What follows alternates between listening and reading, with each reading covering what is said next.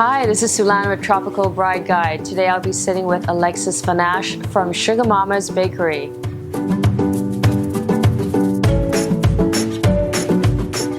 Hey Alexis, how long can a cake stay outside before it needs to go back into refrigeration?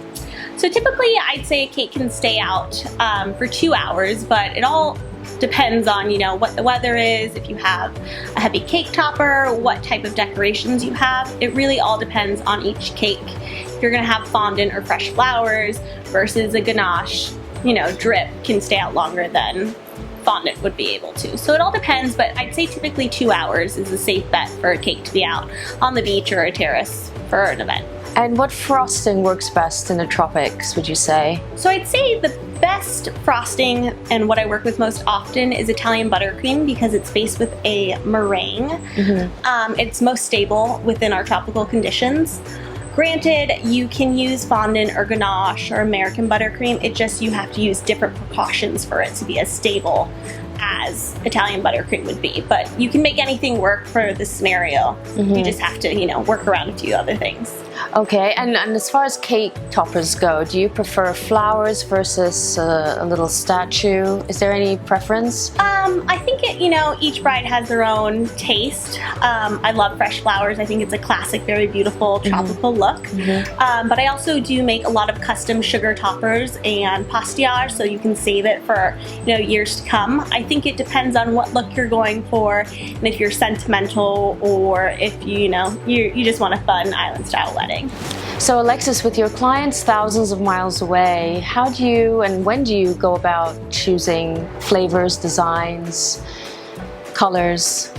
So the best way for myself and brides to communicate is typically via email, just because everything's in writing. A lot of the time we will be within different time zones, so sometimes getting business hours can be a little difficult.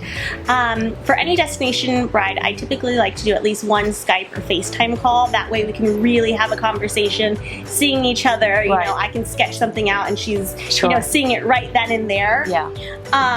With that, I do offer, and I think it's really important for brides to do a tasting. We do a few different variations. If the bride gets here a week before the wedding, she has a million things to do, so I do a grab and go tasting where it's 3 flavors of cake filling and frosting for her to just make sure this is what she wants, because I don't want to ruin someone's big day. And then, so typically I'll have an idea before they get here what they want to do design and aesthetically. So we have a pretty good idea. If we're working with fresh flowers, I usually team up with the florist to make sure we have colors matching.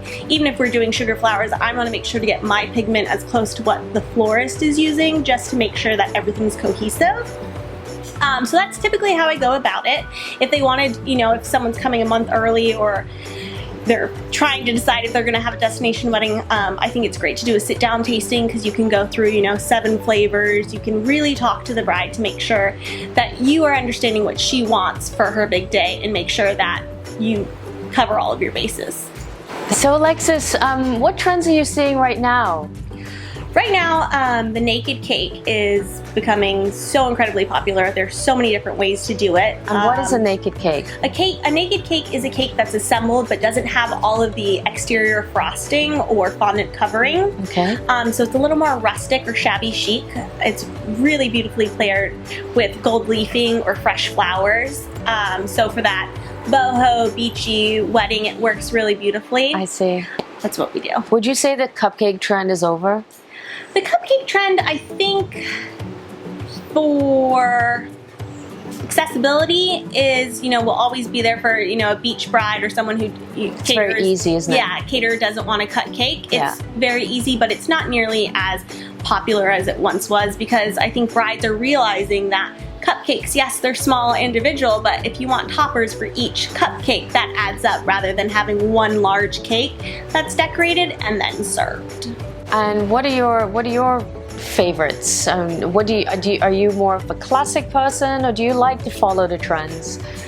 I do like a trend. I wouldn't say I'm classic. I have no problem creating a classic cake, but for me, I like to push the envelope and try to create something one of a kind for each event. I think there's nothing better than someone saying, I've never seen something like that. Like, that's the most amazing thing. I think that's the most fun, and if I was suggesting to a bride, that's what I would go with, because you know, you don't want your day to be like anybody else's. That's right. That's Yeah. right. Thank you.